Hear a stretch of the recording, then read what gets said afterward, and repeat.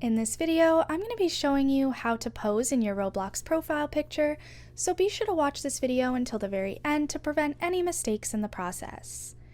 You're going to begin by clicking on your profile picture at the bottom, and then clicking on Edit Profile Picture. As you can see, there are different poses and emotes that you can use to actually pose. Let's say I want to use point 2.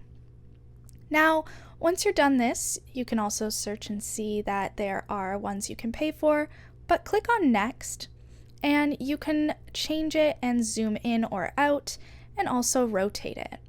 So I like how this looks, so I'm going to click on Next, and as you can see, you save it, and there, your profile picture is changed, and you are fully a posed avatar instead.